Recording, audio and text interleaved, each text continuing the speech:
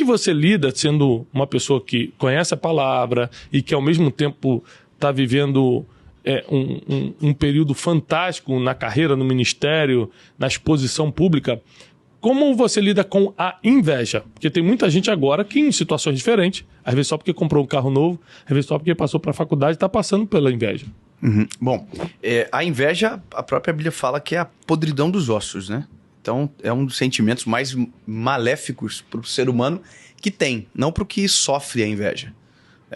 A inveja, ela só faz mal para uma pessoa, para quem tem, né? Então, a gente... Só é importante sempre diferenciar uma coisa, né? Para que fique claro para quem ouça, porque às vezes quando se fala de inveja, dá-se um ar de prepotência, né?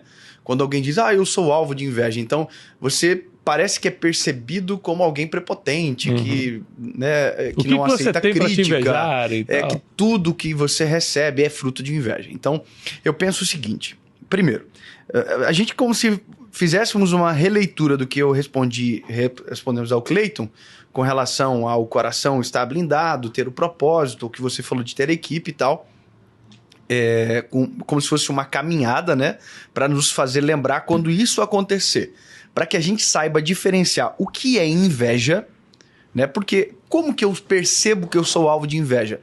Pela maneira que eu sou interpelado por essa pessoa, né? Pela maneira que eu sou alvo dessa pessoa, das palavras dela. A palavra tem peso, né? Mas eu também tenho que saber que existe a crítica, que independe da inveja. Então, por exemplo, porque senão dá a impressão, pode passar a impressão que todo mundo que te critica tem inveja de você. E não é isso. Tem gente que vai te criticar e essa pessoa ama você e não tem inveja de você. Só que aqui mora um detalhe. Quem ama você não te critica de maneira vexatória. Não vai fazer para te expor, não vai fazer para te ferir, não vai manchar você. Quem te critica porque te ama vai fazer para construir você, te ajudar a edificar mais alto. Então, essa pessoa vai fazer isso no secreto, vai fazer isso em amor, vai fazer isso com sensibilidade, com time, na hora certa, da maneira correta. É igual o meu filho, eu tenho 2 meninos, né? A primeira coisa que eu descobri sendo pai é que eles, porque eu também fui filho, é que se eu amo eles, eu não os envergonho publicamente. O meu filho, a mesma palavra falada no secreto e falada na frente de alguém tem pesos diferentes, por mais que seja a mesma palavra. Na frente dos outros machuca extremamente. Sozinho edifica ele, constrói. É a mesma coisa quando a gente vai para um cenário de internet onde a inveja, às vezes, está intrínseca na palavra. A pessoa não está te atacando porque quer que você melhore, porque quer que você cresça. Não, ela quer destruir você.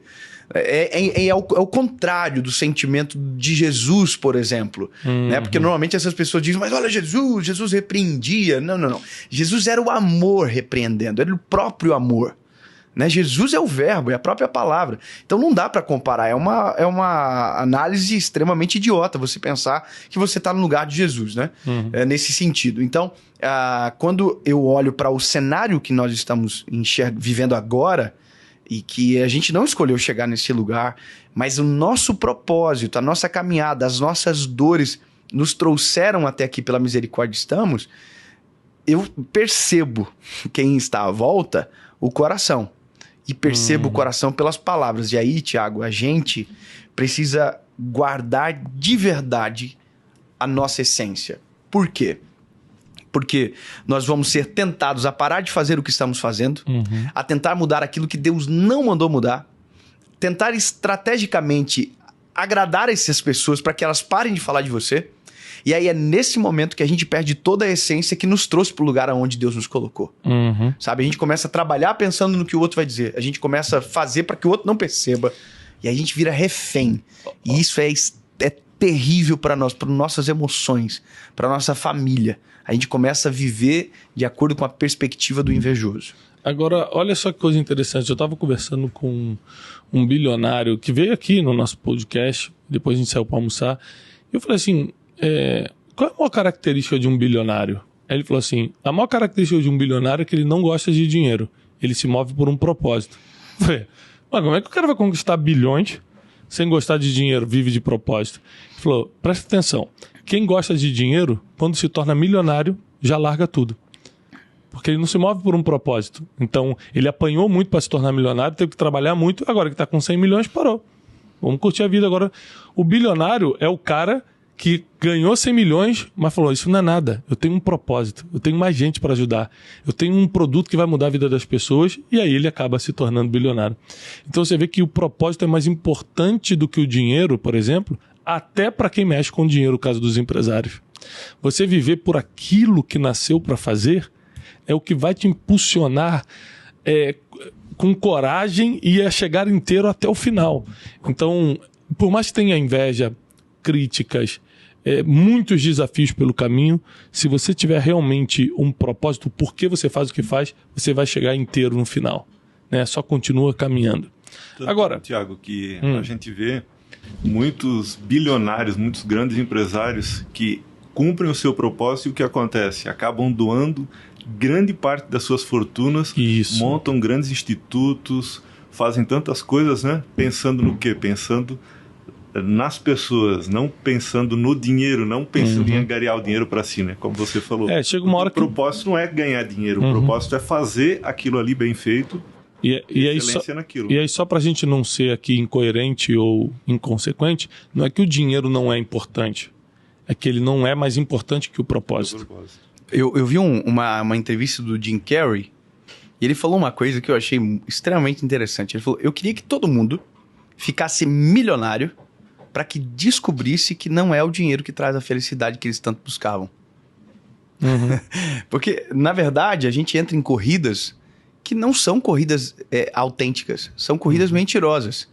Nós somos enganados por elas, né? Então, você percebe que isso existe em todos os mini-universos, né? O universo do empresário, o universo do vendedor, do pregador, do pastor, seja qual for. Existem corridas que elas não são legítimas, elas são enganosas. Se você baseia a sua vida em um desses tipos de corrida, você vai acabar sozinho. Sempre vai ter alguém mais rico, sempre vai ter alguém mais bonito, sempre vai ter alguém mais famoso, sempre vai ter alguém mais inteligente, mais sábio, mais alguma coisa do que você. Então, se você entra numa corrida onde o outro é o norte, você vai acabar. Vai morrer sozinho. Então, quando a sua corrida é baseada no seu propósito, aí é diferente. Nós começamos com uma essência, terminamos com a mesma. Sobre isso que você está falando, eu lembro de uma história minha pessoal, que eu tinha um sonho de andar de avião, né? Eu sou do subúrbio do Rio de Janeiro, e eu lembro que tinha uns amigos meus que passavam férias, assim, fora, andavam de avião, eu nunca tive essa oportunidade quando eu era garoto. E eu tive um sonho muito grande, né? Eu falei, cara, um dia eu vou juntar dinheiro, eu vou viajar de avião, não quero saber. E aí eu realizei um sonho de viajar de avião pela primeira vez, eu tinha 18 anos. Aí entrei no avião e tal, aquela coisa toda. E aí eu voltei lá pro meu bairro, cara, contando vantagem pra todo mundo. Rapaz, andei de avião ontem, né? Cansativo, né? Mas tô puxando bem. Assunto. Puxando assunto do nada. E tal. O cara, é mesmo? Mas você foi em que classe? Aí eu, classe? Aí nesse dia eu descobri que não adiantava andar de avião. Tinha também a diferença das classes. E aí, mais pra frente, anos depois, tive a minha empresa e tal, comecei a conhecer a classe executiva, por causa do trabalho, viajar de classe executiva, né? A empresa bancava pra gente ir. Aí, eu tava na classe executiva, passou um amigo meu, apertou minha mão, e aí, Tiagão, tá aí, tá indo no mesmo voo, tô no mesmo voo, cara, tá. Aí, tá bom, eu vou lá. Eu falei, vai pra onde? Ele, eu tô na primeira classe. Eu falei, o quê? Trabalhei a vida toda pra chegar na executiva, ainda tem a primeira agora. Foi nesse dia que eu percebi que sempre vai ter alguém na sua frente. Não adianta. E o cara da primeira classe vai descer do avião e vai encontrar outro. Veio como? Eu vim no meu. Eu vim dirigindo. Isso que eu ia falar. Eu vim no meu avião. Então essa corrida nunca acaba. Então assim, eu acho que principalmente quando se trata de coisas materiais, essa não é a nossa corrida. Não. Isso cansa e não leva a lugar nenhum. E a Bíblia diz que os olhos do ser humano nunca se saciam. Então você deseja um carro, depois você está desejando outro, você quer uma coisa, depois você quer outra. Vou repetir aqui para ser equilibrado, porque vocês me conhecem. Não estou falando que não é importante você prosperar financeiramente. Eu estou dizendo que não é o principal. Mas é assim, eu nunca paguei conta de luz com fé, com paz do Senhor. Paz do Senhor aqui, minha conta de luz. Não, sempre foi com dinheiro. Então a gente precisa prosperar, mas tem gente que está gastando a energia que deveria gastar para descobrir seu propósito, para não confundir sua identidade, para resistir às armadilhas do caminho, está gastando essa mesma energia para ganhar um dinheiro que não vai trazer. Eu sei que é clichê falar isso, mas aí a gente entra na máxima de basicamente todo mundo, que vive por propósito, por proposta e não por propósito. Uhum. É exatamente isso, porque se o dinheiro for a prioridade, eu sempre vou buscar o que me paga mais. Uhum. Porque o curto prazo é isso que é o mais fácil, a curto prazo. Uhum. Mas às vezes no longo prazo, se eu focar no dinheiro, eu não vou aceitar o meu propósito, porque ele não vai me trazer essa recompensa financeira como eu gostaria agora e tal. Mas é uma caminhada. É igual você olhar um médico que estuda 10 anos para ser médico. Uhum. Tudo bem, hoje ele ganha um bom valor, mas quando ele era residente ele não ganhava isso. E enquanto ele passou estudando, ele passou gastando 6 anos. Então existe o plantar, existe o tempo de semeadura. Porque se o dinheiro for a sua principal objetivo, você não vai estudar 6 anos. Cara, eu não vou esperar. Eu vou trabalhar agora, eu quero fazer. Então é aí onde entram os pensamentos equivocados que se aplicam ao dinheiro não ser prioridade. Eu entendo o que você falou e tá certo. Isso aí. Só que as corridas motivadas pela razão errada não te levam a lugar nenhum. Só te atrasam na vida.